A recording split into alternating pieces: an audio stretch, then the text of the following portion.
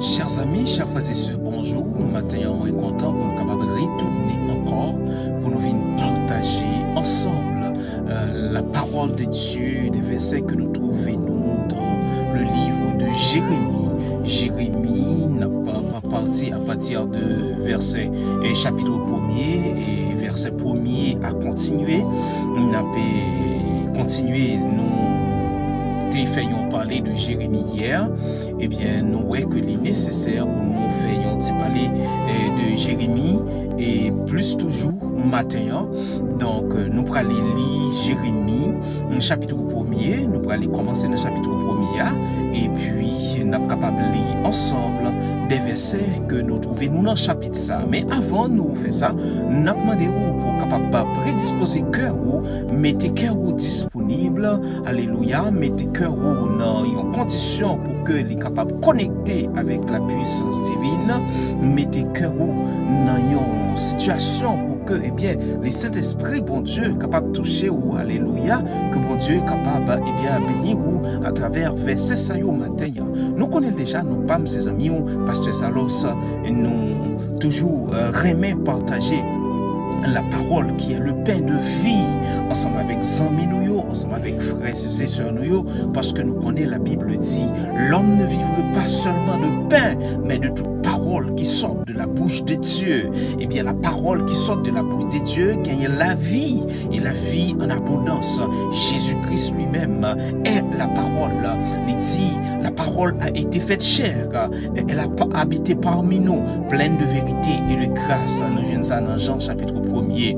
Donc maintenant le livre de Jérémie, eh bien nous allons faire et fouiller la dernière pour nous qui est Jérémie lui-même l'étayé.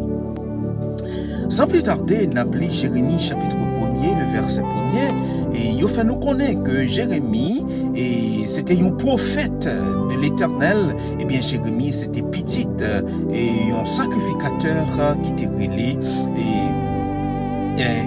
Elkija. Elkija c'était papa Jérémie. Papa Jérémie était relé Elkija. Elkija c'était papa le prophète Jérémie. Eh bien Jérémie lui-même, lui c'était un prophète. Papa lui c'était un sacrificateur.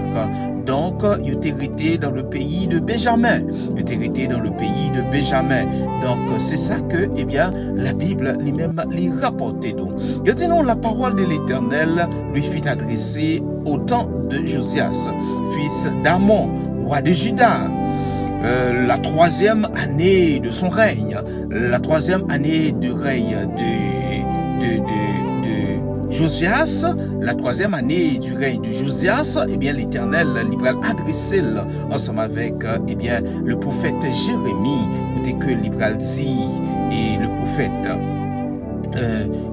des bagailles qui prennent bon pour capable expliquer ensemble avec le prophète Jonas à son temps. Donc nous voyons que la parole de l'Éternel lui fut adressée au temps de Josias, fils d'Amon, roi de Juda, dans la troisième année de son règne. Et au temps de Joachim, fils de Josias. Joachim, c'était petit Josias aussi, et donc roi de Juda. Et jusqu'à la fin de la 11e année de Sédéchias, fils de Josias, roi de Juda, jusqu'à l'époque où Jérusalem fut emmenée en captivité au 5e mois. Au 5e mois, la parole de l'Éternel me fit adresser en ces mots: avant que je t'eusse formé dans le ventre de ta mère, je te connaissais, et avant que tu fusses sorti de son sein, je t'avais consacré, je t'avais établi prophète des nations. Pas oublier, le prophète Jérémie, c'est pas seulement le prophète de Juda, c'est pas le prophète de Jérusalem, c'est pas le prophète des Israélites, mais c'est le prophète des nations, c'est le prophète des peuples, c'est le prophète, c'est un prophète qui prophétise pour les nations, pour les peuples. Maintenant, on a parlé très rapide parce que nous n'avons pas un peu le temps, nous avons seulement 10 minutes et nous avons 4 minutes, 5 minutes qui sont écoulées. Maintenant, le prophète a été choisi dans le ventre de sa mère. Lorsque le prophète, Jérémie, lui-même, il peut quand même tisser dans le ventre de sa mère, l'Éternel des armées était choisi le prophète Jérémie.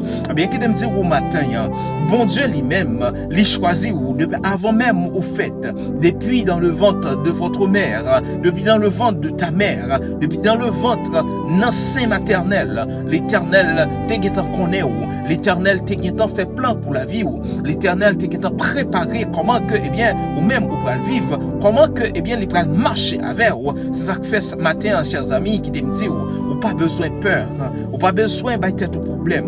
N'importe ça qui arrive sur tout, l'Éternel te fait plan. Pas rien qui arrive au hasard dans la vie, pas rien qui fait par chance. Tout ça qu'a fait, c'est parce que la main de l'Éternel la donne. Et chaque fois que vous trouvez dans une situation difficile, m'a rappelé pour me dire la guérison à l'Éternel. Faire bon Dieu confiance, agir la foi ou non bon Dieu, l'a agi, l'a fait route pour vous, l'a passé avec vous, parce que il dit, je connais des projets que j'ai formés sur vous, des projets de paix et non des malheurs, afin de vous donner un avenir meilleur et de l'espérance.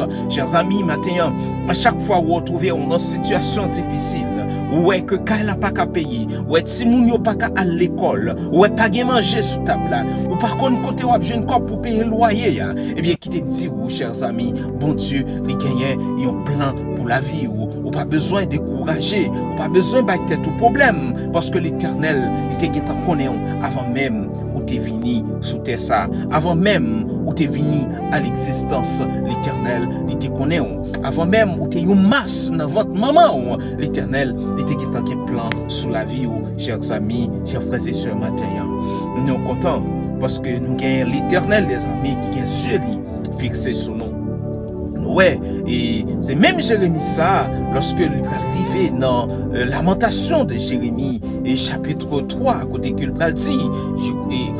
dit, les bontés de l'Éternel ne sont pas épuisées, et ses compassions ne sont pas à leur terme, car elles se renouvellent chaque matin.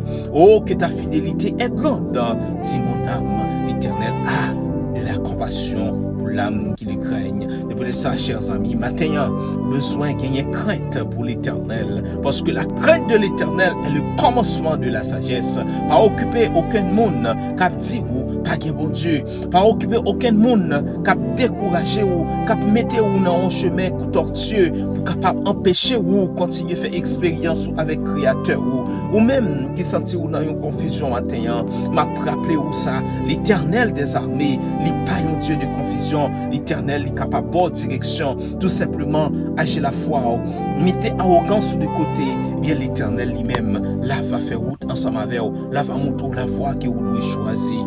Chers amis, maintenant, nous comptons pour nous capables de partager verset ça. Dernier verset que m'appelle ensemble avec vous. C'est verset 7 là qui dit, et l'Éternel me dit, ne dis pas, je suis un enfant, car tu iras vers tous ceux auprès de qui je t'enverrai, et tu diras tout ce que je t'ordonnerai. Pas garder tête tout comme un monde qui pitié dans Dieu, bon Dieu. Pas dire que ou pas capable de faire ça. Mettez-vous disponible pour que bon Dieu capable d'utiliser vous, chers amis. Puis gardez où son petit monde, puis gardez où c'est un monde qui pas qu'on parler. Nous songeons lorsque bon Dieu était relé Moïse t'a choisi une excuse. Mais qui te dit au matin, pas choisi excuse. Pas jamais dit que ou trop petit, pas jamais dit ou fait trop bagaille qui mal pour servir bon Dieu. Au contraire, l'Éternel dit, venez joindre moi petit moi. Agez la foi. Fais-moi confiance. Ma va marcher avec vous, ma va faire route là avec vous, ma va guider vous, parce que il dit dans Jérémie chapitre 33, je crois. Jérémie 3, verset 33, il dit, invoque-moi, je te répondrai, je t'annoncerai des grandes choses, des choses cachées que tu ne connais pas.